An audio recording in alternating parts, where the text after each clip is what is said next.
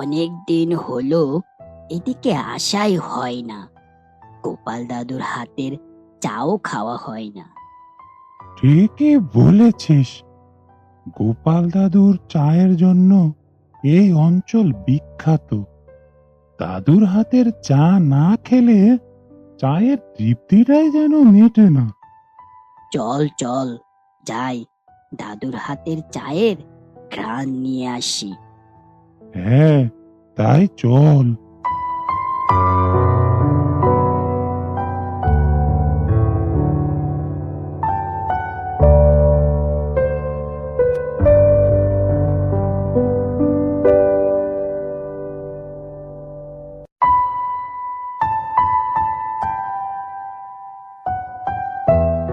গোপাল দাদু, দুধ, চিনি বেশি দিয়ে ভালো করে 2 কাপ চা দাও তো।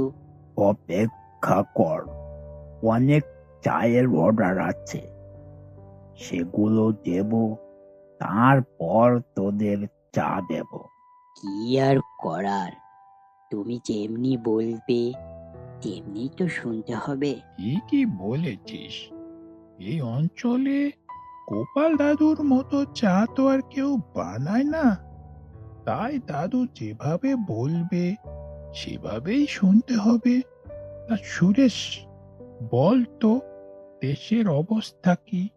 কোন বাপু, তোরা চা খেতে এসেছিস? একটু বস, এরপর চা খা। আমার দোকানে রাজনীতি আর ধর্ম নিয়ে কোনো আলোচনা করা যাবে না। কি যে বলো দাদু, চায়ের দোকানে বসে দেশের রাজনীতি নিয়ে একটু আলোচনা না করলে কি হয়?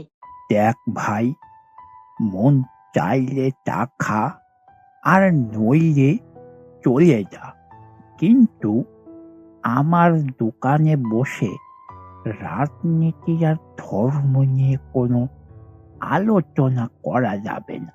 আচ্ছা দাদু, ধর্ম আর রাজনীতির আলোচনা তোমার পছন্দ নয় কেন? এবার একটা কাজের কথা বলেছিস। আমার দোকানে বসে চা খাবি, কিন্তু ওসব নিয়ে কোনো আলোচনা করা যাবে না। দাদু, তুমিও তো ভনিতা কম করছো না। এত পেঁচাল না পেরে আসল কথাটা বলো। তোমার দোকানে ধর্ম আর রাজনীতির আলোচনা তুমি পছন্দ করো না কেন?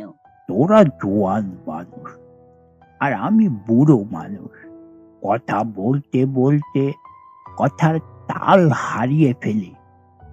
একটু এদিক ওদিক তো হতেই পারে, তাই না? দাদু, এবার কাজের কথা বলো তো। আমাদের দেশের নেতারা রাজনীতি করে পেট চালানোর জন্য। যে দলই ক্ষমতায় আসুক না কেন, চাঁদাবাজি, ছিনতাই, চুরি ডাকাতি কি কখনো বন্ধ হয়? এগুলো চলতেই থাকে। আমাদের দেশের রাজনীতি হলো নোংরা রাজনীতি। দাদু, তুমি একদম ঠিক কথাই বলেছ।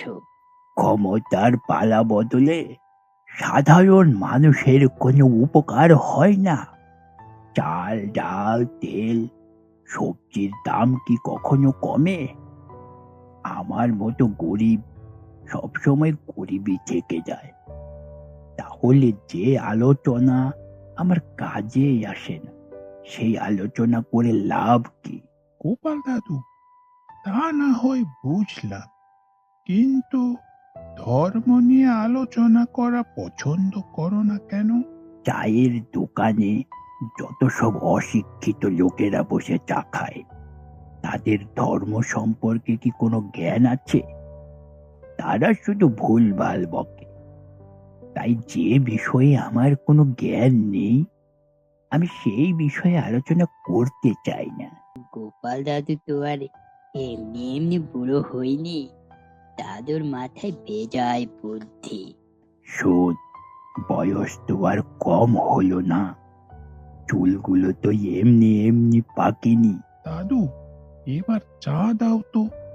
আমি জানি, আমি তোদের যত যাই বলি না কেন, তোরা আমার দোকানের চা না খেয়ে যেতে পারিস না। তোরা আমার নাতি নাতনির মতো, তোরাও আমাকে ভালোবাসিস, আর আমিও তোদেরকে স্নেহ করি, ভালোবাসি। দাদু, তুমি বুড়ো মানুষ, তুমি আমাদের যত যাই বলো না কেন আমরা কিছুই মনে করি না। তুমি তো আমাদের দাদু হও, তাই একটু একটু শাসন তো করতেই পারো।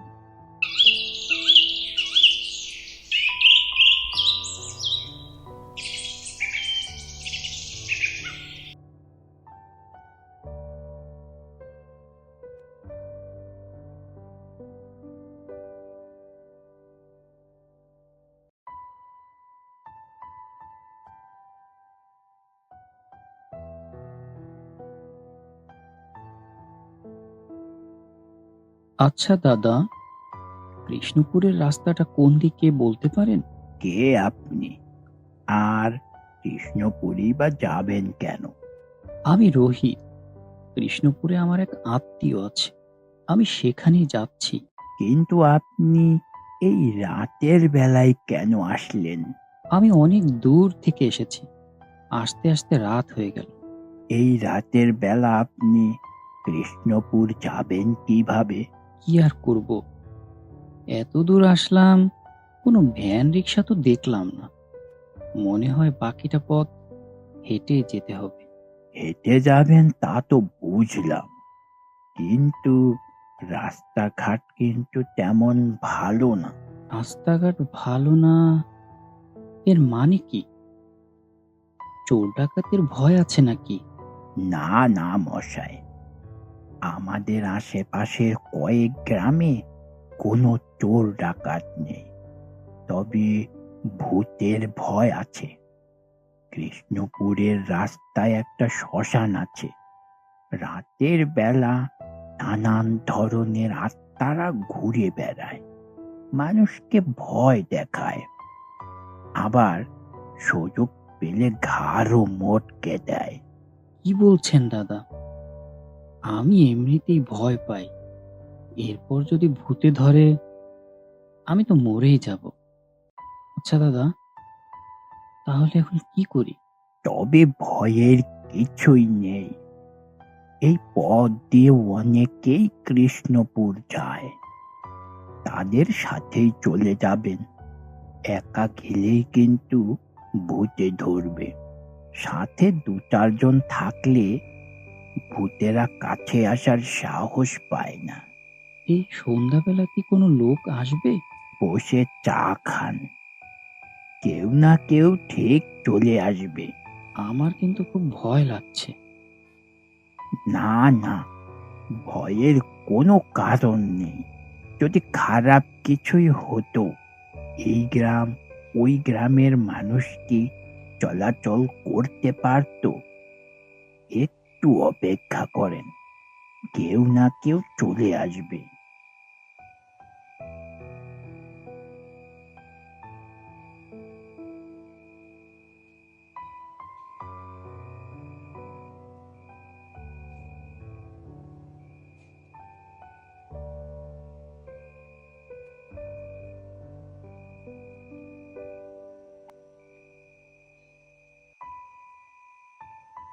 এই যে দাদা, এক কাপ চা হবে?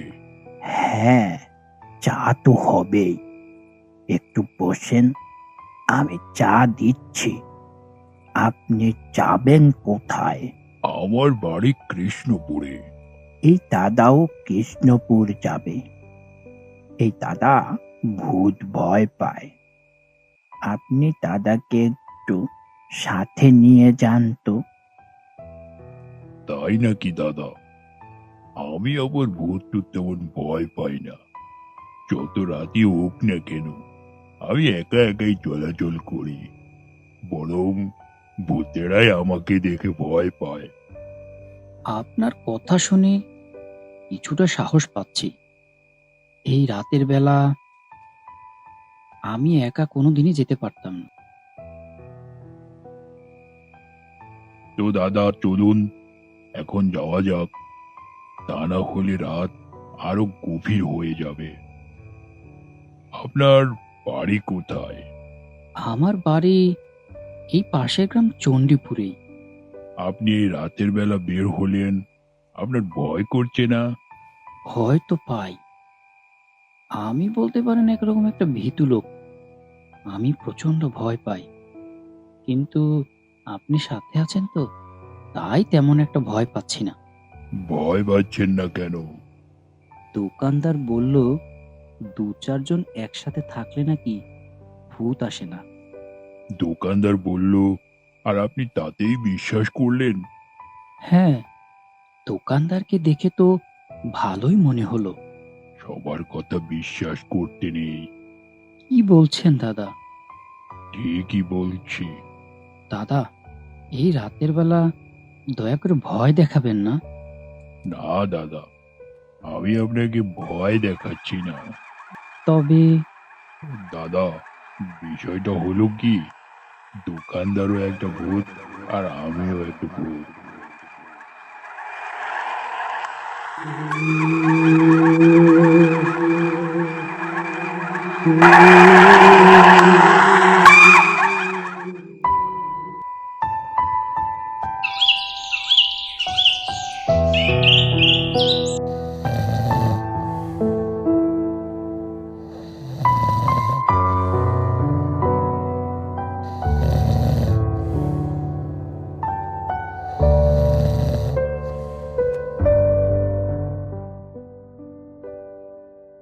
কি রে রোহিত, তোর কি হয়েছিল?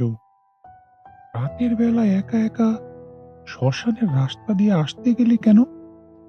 না রে ভাই, আমি একা একা আসিনি। সন্ধ্যা হয়ে যাওয়ায় আমিও ভয় পাচ্ছিলাম। ভাবছিলাম একা একা যাওয়া ঠিক হবে না, তাই কৃষ্ণপুরের আগে একটা চায়ের দোকানে বসে চা খাচ্ছিলাম। দোকানদার বলল কেউ একজন আসুক, তার সাথে যান, একা একা যাবেন না। পরে একটা লোক আসলো, তার সাথেই রওনা দিলাম।